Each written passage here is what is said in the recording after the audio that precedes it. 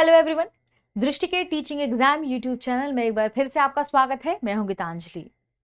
जैसा कि आप सभी जानते ही हैं कि हम ज्योग्राफी कंसेप्ट टॉक एक सीरीज पर यहां चर्चा करते हैं, जिसके अंतर्गत हम हमारे वैकल्पिक विषय भूगोल की इकाई के अनुसार वे कौन से खास टॉपिक हैं जो हमारी परीक्षा के लिहाज से महत्वपूर्ण हो सकते हैं, या वे कौन से टॉपिक हैं जिनका कंसेप्ट समझना हमारे लिए जरूरी है, क्योंकि कभी कभी आप उस कंसेप्ट को यदि समझते हैं तो आप उस पर आधारित जो भी प्रश्न पूछे जाते हैं आप उन्हें आसानी से हल कर पाते हैं।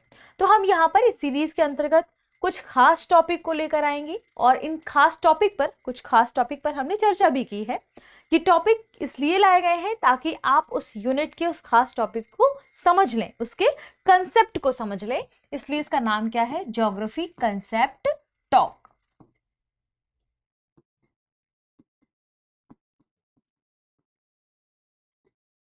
ठीक है, तो आज हम जिस खास टॉपिक पर चर्चा करने वाले हैं वह भारत के भूगोल से संबंधित है।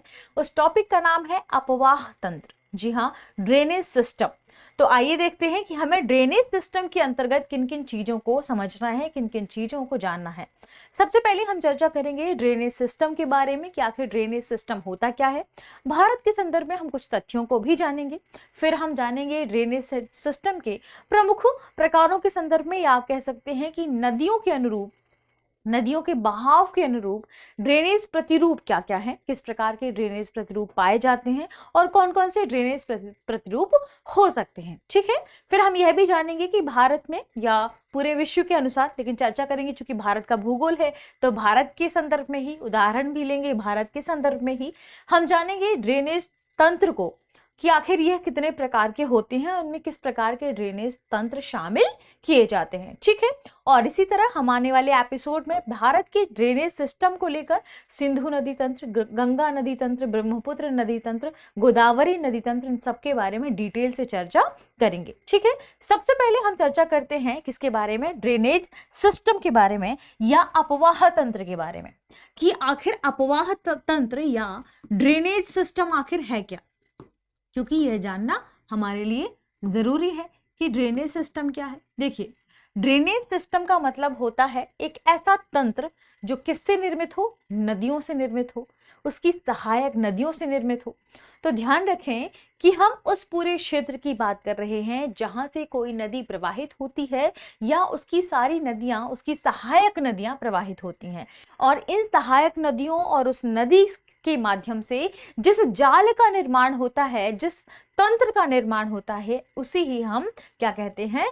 अपवाह तंत्र या ड्रेनेज सिस्टम। क्योंकि जब कोई नदी प्रवाहित होती है तो वह अपने साथ बहुत बड़ी मात्रा में जल लेकर आगे की ओर बढ़ती है, और इस पूरी स्थिति में कई अन्य नदियां भी उससे आकर मिलती हैं जो कि उसकी सहायक नदियां कहलाती हैं। और इन सभी सहायक नदियों और मुख्य नदी जलधारा के कारण जो भी नदियों का जाल बनता है, जो नदियों का तंत्र निर्मित होता है, उसे ही हम अपवाह तंत्र के नाम से जानते हैं, उसे ही हम ड्रेनेज सिस्टम के नाम से जानते हैं। जैसे आप समझिए कि मान लीजिए कि यह नदी का उद्गम स्थल है।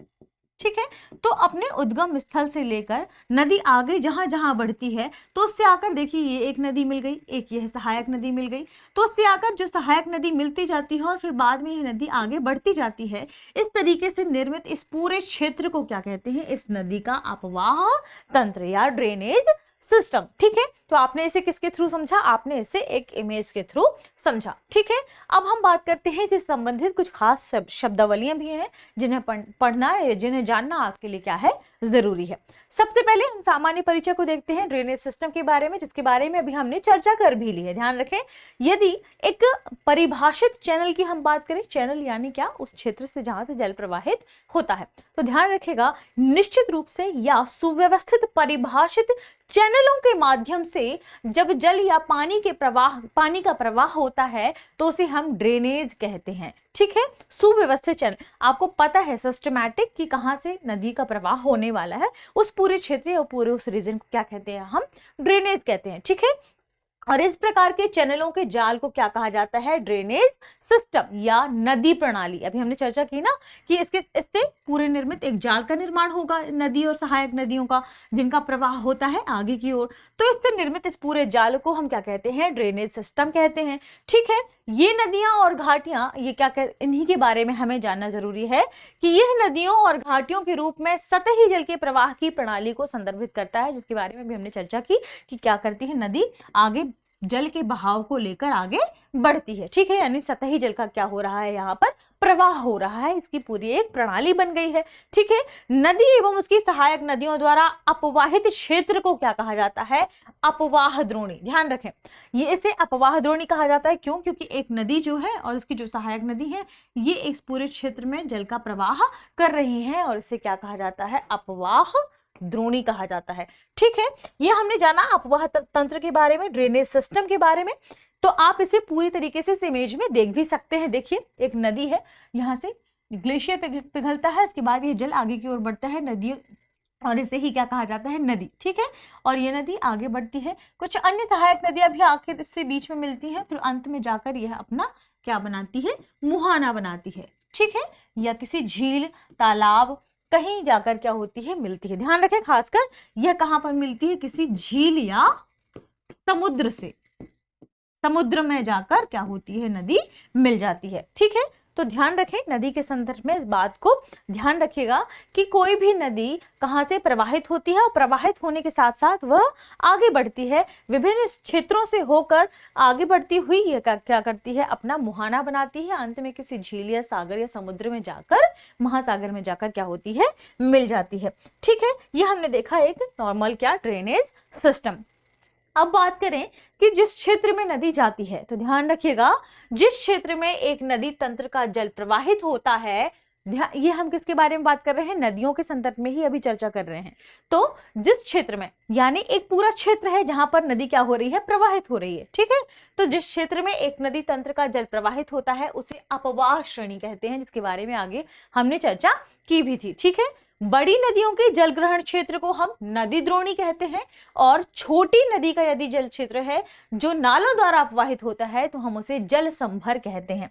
तो क्योंकि हम सभी जानते हैं कि कुछ नदियां बड़ी हैं, जैसे ब्रह्मपुत्र नदी की हम बात करें, गंगा नदी की बात करें, गोदावरी नदी की बात करें, कृष्णा नदी की बात करें, तो ये बड़ी बड़ी नदियां मानी जाती हैं, कही जाती हैं। ठीक है, जबकि हम सतलुज की बात करें या हम इसी क्षेत्र की छोटी छोटी नदी की बात करें, जैसे हम फल्गु रिवर की बात कर रहे हैं, तो ये छोटी नदियां कहलाएंगी आसपास की। हम घाघरा रिवर की बात कर रहे हैं, तो ये गंगा ब्रह्मपुत्र की तुलना में छोटी नदी है। ठीक है, हम रामगंगा नदी की बात कर रहे हैं, हम बात करें यदि कावेरी नदी की, तो ये कुछ माफ कीजिए, यदि हम बात करें बिहार की, आप कोई भी नदी उठा लीजिए, कोसी नदी, तो ये नदियां इनकी तुलना में, गंगा या ब्रह्मपुत्र नदी की तुलना में छोटी नदियां हैं। ठीक है, तो आप कह सकते हैं कि बड़ी नदियों के जलग्रहण क्षेत्र को नदी द्रोणी कहते हैं, जबकि छोटी नदियों या नालों द्वारा अपवाहित क्षेत्र को क्या कहा जाता है? जल संभर कहा जाता है। ठीक है, जल संभर अथवा जल विभाजक क्या कहलाता है? जल विभाजक या जल संभर। ध्यान रखें, जब दो नदियों का अपवाह क्षेत्र है या अपवाह तंत्र है, मान लीजिए, हम इसे एग्जाम्पल के तौर पर देखते हैं, मान लीजिए यह एक नदी का अपवाह क्षेत्र है और एक दूसरी नदी का अपवाह क्षेत्र यह है। ठीक है, तो इन दोनों नदियों के अपवाह क्षेत्र में जो ऊंची भूमि बीच में आएगी, जो इन दोनों को क्या करती है? डिवाइड करेगी, अलग करेगी, इसे ही जल विभाजक के तौर पर जाना जाता है। आपने देखा किसे? यहाँ पर इमेज के थ्रू, यानी जल संभर की यदि हम बात करें या जल विभाजक की बात करें, ध्यान रखिएगा, जल विभाजक क्या है? तो ध्यान रखिएगा, वह सीमा जो एक अपवाह श्रेणी को दूसरे से अलग करती है। अपवाह द्रोणी को या अपवाह श्रेणी मान लीजिए, ध्यान रखें, लेकिन स्पष्ट शब्द है अपवाह द्रोणी। तो दो अपवाह द्रोणी को, या आप इसे अपवाह तंत्र के रूप में भी दे सकते हैं, यानी दो अपवाह तंत्र को जो सीमा या विभाजक या उच्च भूमि क्या करती है? डिवाइड करती है, उसे हम जल विभाजक के तौर पर जानते हैं या जल विभाजक के नाम से जानते हैं। ठीक है, ध्यान रखिएगा, ये ज्योग्राफी के खास टर्म है, इनके बारे में जानना जरूरी है। ठीक है, ये तो हमने जाना कुछ खास टर्म्स के बारे में। आगे बढ़ते हैं और समझते हैं किसके बारे में, कि आखिर इस प्रतिरूप के बाद, इन प्रतिरूपों के बाद, अपवाह ड्रेनेज सिस्टम के बाद कौन कौन से प्रतिरूप हमें देखने को मिलते हैं। ठीक है, यानी कोई नदी प्रवाहित होती है तो वह किस प्रकार से, कितने टाइप से, कैसी कैसी आकृतियों को बनाकर प्रवाहित होती है। बात करेंगे हम सभी एग्जाम्पल के तौर पर भारत के संदर्भ में ही, ध्यान रखिएगा। भारत से जुड़ी हुई कुछ खास तथ्यों की यदि हम बात करें, चूंकि अभी हमने बात की जल विभाजक के बारे में, ठीक है, तो भारत के मुख्य जल विभाजकों के बारे में यदि हम चर्चा करते हैं तो ध्यान रखिएगा, हिमालय श्रेणी या हिमालयन रेंज या तथा मान लीजिए, और इसके बाद अरावली रेंज, ठीक है, आप सतपुड़ा मैकाल रेंज ले लीजिए, सतपुड़ा मैकाल रेंज, पश्चिमी घाट, ये कुछ मैं एग्जाम्पल बता रही हूं किसके संदर्भ में, भारत में जल विभाजकों के संदर्भ में। तो ध्यान रखिए, भारत में मुख्य जल विभाजक की यदि हम बात करें तो Himalaya range, Aravalli range, Satpura Maikal range, पश्चिमी घाट, ये भारत के मुख्य जल विभाजक कहलाते हैं, ठीक है। तो हमने बात की जल विभाजकों के संदर्भ में। यदि हम बात करें भारत के संदर्भ में ही कि आखिर भारत में यदि हम पूरे स्थल भाग की बात करें तो पूरे स्थल भाग के 75% से भी अधिक जल का बहाव किस ओर होता है, बंगाल की खाड़ी में जाता है, ठीक है, जबकि शेष जल का बहाव किस ओर जाता है, अरब सागर के पास जाता है। यानी हम भारत के यदि मैप की बात करते हैं तो भारत के मैप के संदर्भ में ध्यान रखिएगा कि भारत के मैप के संदर्भ में पश्चिम बंगाल, यानी हम बात कर रहे हैं किसके संदर्भ में, इस ओर, ठीक है, तो यह बंगाल की खाड़ी की ओर जाता है, लगभग 75% से भी अधिक जल, लेकिन उससे शेष बचा हुआ जल कहां जा रहा है, अरब सागर की ओर, ठीक है। तो भारत के संदर्भ में इन चीजों को आप ध्यान रखिएगा, कुछ तथ्य हैं जो महत्वपूर्ण है जानना, तो हम इनके बारे में यहाँ चर्चा कर लेंगे। और इसके अलावा भारत के संदर्भ में ही हम अपवाह रेंज की यदि बात करें तो देखिए, भारत में मौजूद जो स्थलाकृतियां हैं वो भारत की जो भूमि है उस पर डिपेंड करती है कि भारत की भूमि कैसी है, ढाल कैसी है आसपास, इस आधार पर डिपेंड करती है कि कोई नदी किस क्षेत्र में या किस दिशा की ओर प्रवाहित होगी।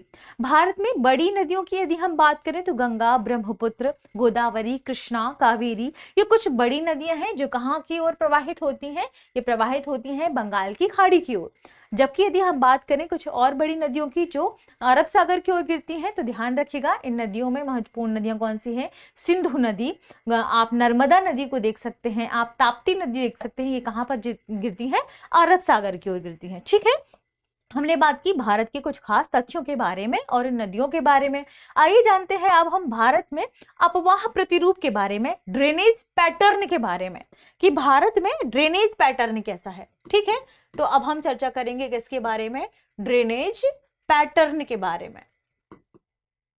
तो भारत में ड्रेनेज पैटर्न यदि हम देखें तो कई प्रकार से हैं, कई प्रकार से ड्रेनेज पैटर्न पाए जाते हैं। सबसे पहले है समानांतर नदी प्रणाली, या आप इसे कह सकते हैं समानांतर अपवाह प्रतिरूप, ठीक है। अब हम बात करें समानांतर अपवाह प्रतिरूप की, तो अब देखिए, आप इस इमेज से समझिए कि एक नदी प्रवाहित हो रही है, उसके आसपास अन्य नदियां ऐसे समानांतर रूप से यदि प्रवाहित होती हैं या सहायक नदियां ही ऐसे समानांतर रूप से प्रवाहित होती हैं, तो इन्हें हम क्या कहते हैं, समानांतर प्रतिरूप, समानांतर अपवाह प्रतिरूप। यानी ऐसे स्थान पर जहां समानांतर नदी या लंबी भू आकृतियों तथा जहां सतह पर एक स्पष्ट ढलान होती है। देखिए, यदि सतह पर एक स्पष्ट रूप से ढलान नहीं हुई ऐसी, तो ये नदियां ऐसे समानांतर प्रवाहित फिर नहीं होंगी। यानी इसके लिए जरूरी क्या है कि स्पष्ट ढलान हो, ठीक है।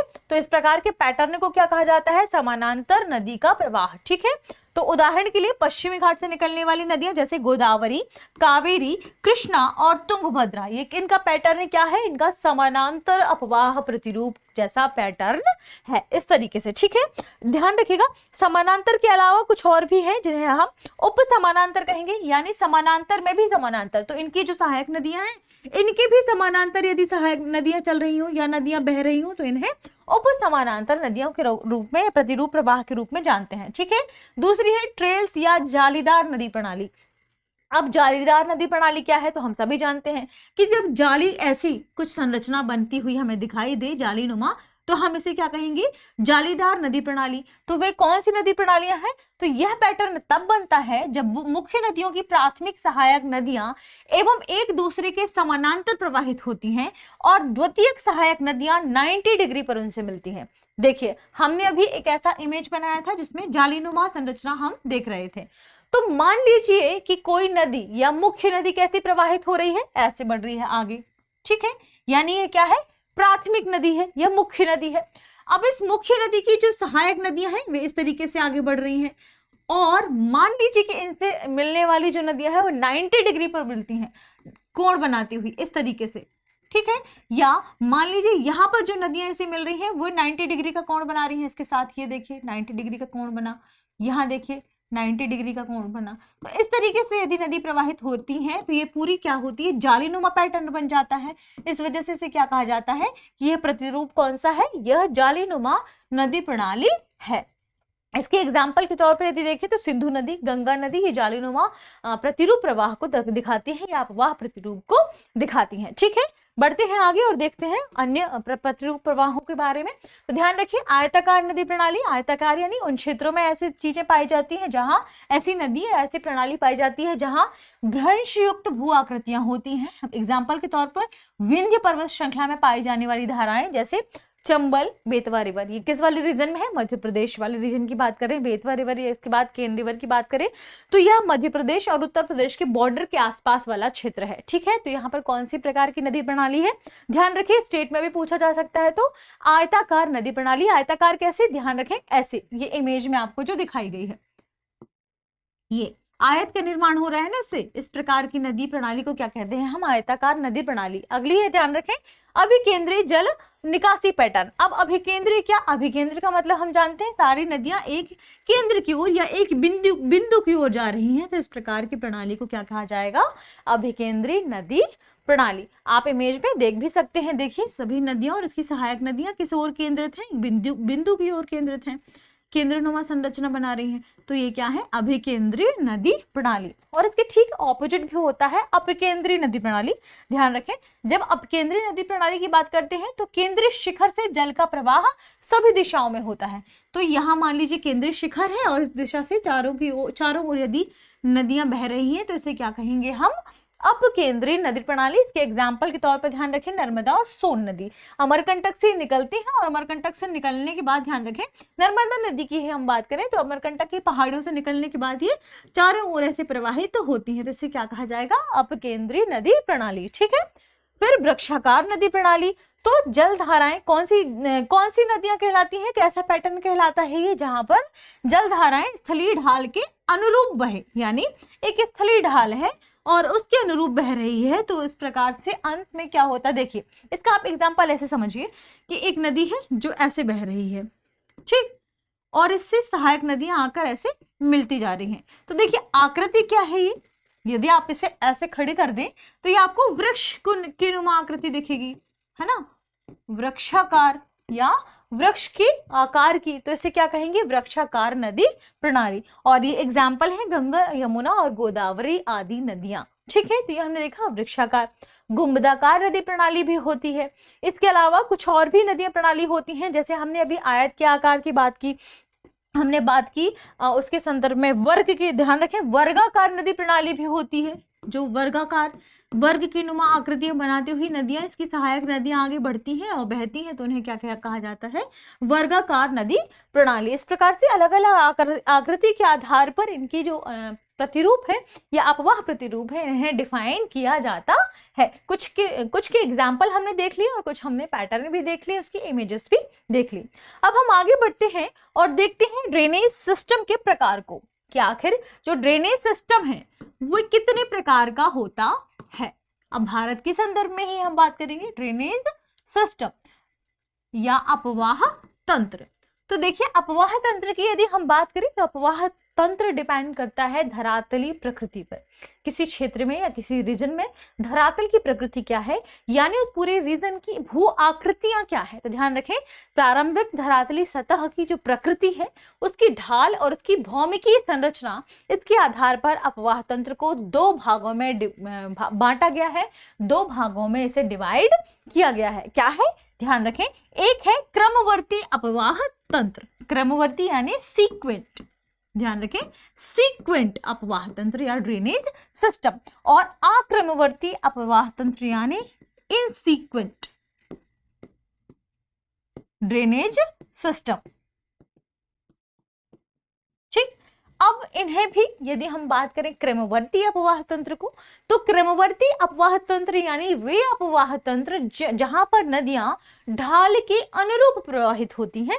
तो ढाल के अनुरूप प्रवाहित होने वाली नदियों को भी दो भागों में डिवाइड किया गया है, यानी क्रमवर्ती अपवाह तंत्र को भी दो भागों में डिवाइड किया गया है, अनुवर्ती नदियां और परवर्ती नदियां, ध्यान रखिएगा, ठीक है। और आक्रमवर्ती अपवाह तंत्र को भी दो भागों में डिवाइड किया गया है, पूर्ववर्ती नदियां और पूर्वारोपित नदियां। ध्यान रखें, आप इनके नाम में कंफ्यूज मत होइएगा। अनुवर्ती नदियां और परवर्ती नदियां ये किसके अंतर्गत आ जाएंगी, क्रमवर्ती अपवाह तंत्र के अंतर्गत, जबकि आक्रमवर्ती अपवाह तंत्र के अंतर्गत ध्यान रखिएगा दो नदियां हैं, पूर्ववर्ती नदियां और पूर्वारोपित नदियां। ठीक है, अब आइए जानते हैं कि आखिर ये क्या है। तो अभी हमने क्रमवर्ती अपवाह तंत्र में देखा कि वे अपवाह तंत्र जहां पर नदियां ढाल के अनुरूप प्रवाहित होती हैं, और आक्रमवर्ती मतलब ध्यान रखिए वो अपवाह तंत्र जहां पर जो नदियां हैं वे ढाल के अनुरूप प्रवाहित नहीं होती हैं। ठीक है, सबसे पहले बात करते हैं क्रमवर्ती अपवाह तंत्र के बारे में। तो क्रमवर्ती अपवाह तंत्र में हमने पहला टाइप पढ़ा था, क्या, ध्यान रखिए, अनुवर्ती नदियां। हमने बात की वे नदियां शामिल हैं जो ढालों के अनुरूप बहती हैं। तो हम सबसे पहले देखेंगे अनुवर्ती नदियों को। तो अनुवर्ती नदियां क्या कहलाती हैं, अनुवर्ती नदियां वे नदियां हैं जो सामान्य ढाल की दिशा में बहती हैं। सामान्य ढाल यानी मान लीजिए आप एग्जाम्पल देखिए, ये एक ढाल है, इस ढाल के अनुरूप जो नदी ऐसे बह रही है ये क्या है, अनुवर्ती नदी कहलाएगी। ठीक है, और जो नदियां 90 डिग्री पर आकर अनुवर्ती नदी से मिलती हैं वे कहलाती हैं क्या, ध्यान रखें, वे कहलाती हैं परवर्ती नदियां, यानी मुख्य अनुवर्ती नदी से समकोण पर, समकोण यानी 90 डिग्री पर मिलने वाली नदियों को परवर्ती नदियां कहते हैं। तो यदि हम एग्जाम्पल के तौर पर देखें अनुवर्ती नदियों की, तो गोदावरी, कृष्णा, कावेरी आदि नदियां या प्रायद्वीपीय भारत की नदियां क्या कहलाती हैं, अनुवर्ती नदियां।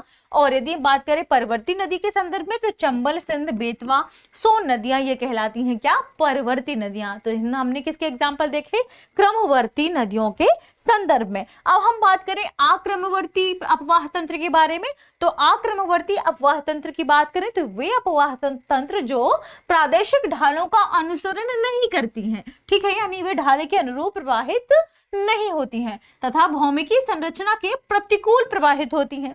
मान लीजिए ढाल इस तरीके से बना हुआ है या ऐसे ढाल है, लेकिन नदियों का प्रवाह इस दिशा की ओर है, इस ढाल के अनुरूप नहीं है या इसके प्रतिकूल है, इस दिशा की ओर बह रही है, तो इन्हें क्या कहा जाएगा, आक्रमवर्ती नदियां। इनका क्रम सही नहीं है, किसके हिसाब से, अपवाह तंत्र के अकॉर्डिंग। ठीक है, तो सबसे पहले इसमें कौन सी नदी है, पूर्ववर्ती नदियां।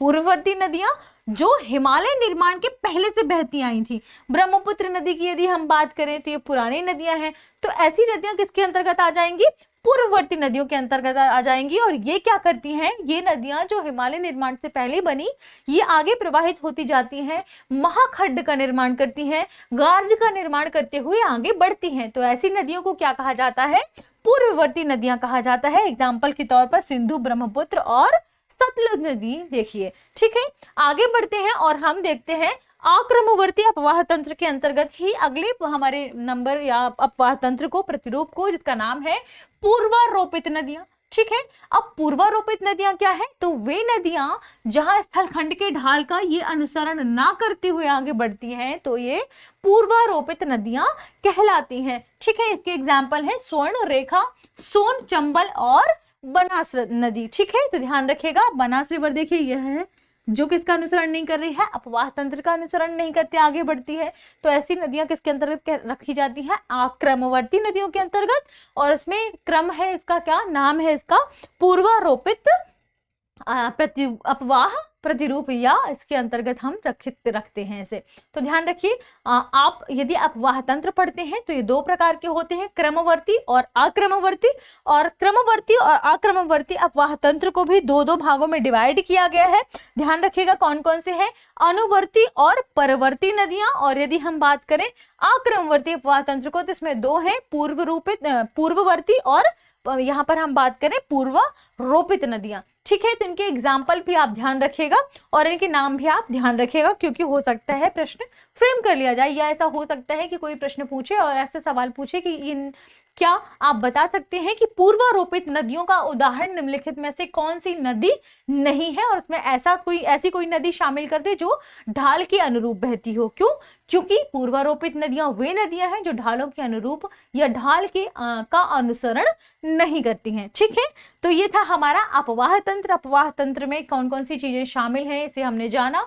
अगली जो वीडियोस आने वाली हैं वे अपवाह तंत्र के संदर्भ में ही होंगे, जिनमें हम सिंधु नदी अपवाह तंत्र, गंगा नदी अपवाह तंत्र, ब्रह्मपुत्र नदी अपवाह तंत्र के बारे में चर्चा करेंगे। ठीक है, तो मिलते रहिए, अगली वीडियो में मिलेंगे, तब तक आप पढ़ते रहिए, रिवीजन करते रहिए। शुक्रिया।